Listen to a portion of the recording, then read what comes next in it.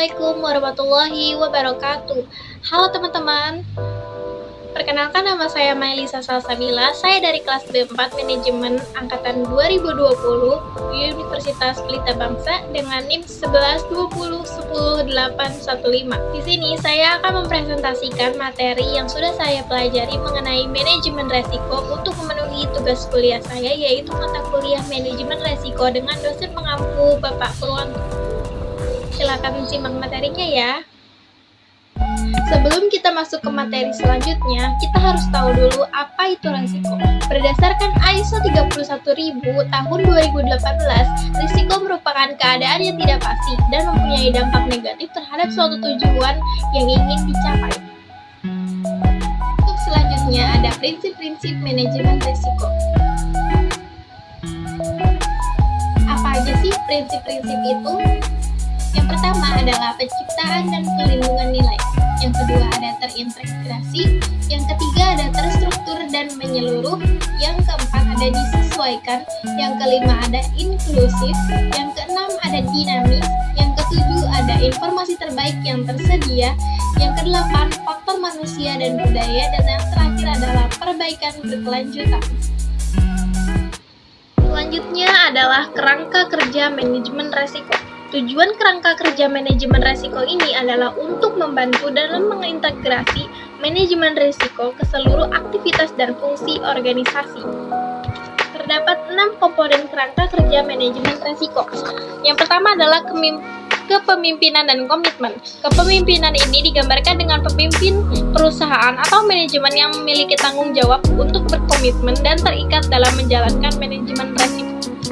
Yang kedua adalah integrasi. Integrasi pada kerangka kerja berarti bahwa manajemen resiko menjadi bagian yang tidak bisa terpisahkan atau menyatu dalam tata kelola kepemimpinan dan komitmen perusahaan. Yang ketiga, desain. Desain ini mencakup beberapa hal, yaitu pemahaman organisasi dan konteksnya, penegasan komitmen manajemen resiko, penetapan peran, kewenangan, tanggung jawab, dan akuntabilitas, alokasi sumber daya, dan penyiapan komunikasi dan konsultasi. Yang keempat adalah implementasi. Ini merupakan langkah setelah desain manajemen risiko dibuat dan ditetapkan. Jika desain manajemen risiko diimplementasikan dengan baik, maka kerangka kerja manajemen risiko dapat memastikan proses manajemen risiko telah menjadi bagian dari semua kegiatan perusahaan.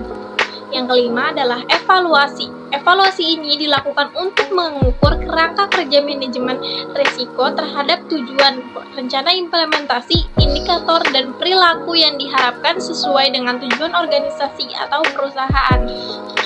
Dan yang terakhir adalah perbaikan. Pada tahap ini bertujuan agar perusahaan bisa melihat bagaimana perubahan yang terjadi baik di lingkungan eksternal maupun internalnya, apakah berjalan dengan baik atau membutuhkan perbaikan. Selanjutnya adalah proses manajemen resiko. Proses manajemen resiko mencakup penerapan yang sistematis dari kebijakan, prosedur, dan berbagai pendekatan untuk menjalankan komunikasi dan konsultasi, membangun konteks dan menilai risiko, memberi perlakuan, memantau, meninjau ulang, mencatat, dan melaporkan kepada para pihak yang berkepentingan. Untuk proses yang pertama adalah komunikasi dan konsultasi. Komunikasi dan konsultasi bertujuan untuk membantu stakeholders dalam memahami resiko sebagai hal yang mendasari pengambilan keputusan dan alasan mengapa tindakan-tindakan tertentu dilakukan. Komunikasi dilakukan untuk membangun kesadaran dan pemahaman terhadap resiko, sementara konsultasi untuk mendapatkan umpan balik dan informasi yang diperlukan guna pengambilan keputusan.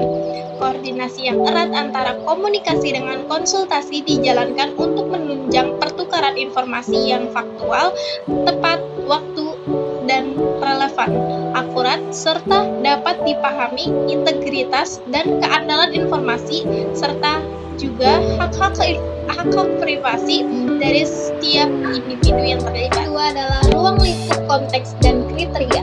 Menentukan lingkup konteks dan kriteria bertujuan untuk merancang proses proses manajemen resiko yang khas sesuai dengan kebutuhan penggunanya untuk menunjang asesmen resiko yang efektif dan perlakuan resiko. Yang ketiga adalah penilaian resiko. Pertama adalah identifikasi resiko.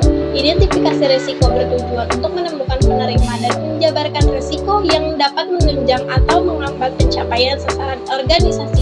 Kemudian ada analisis resiko, memahami sifat dan perilaku resiko bila perlu, termasuk peringkat resiko. Analisis resiko meliputi pertimbangan detail terkait dengan ketidakpastian, sumber resiko, dampak, kemungkinan, peristiwa resiko, skenario, pengendalian resiko, dan keefektifannya.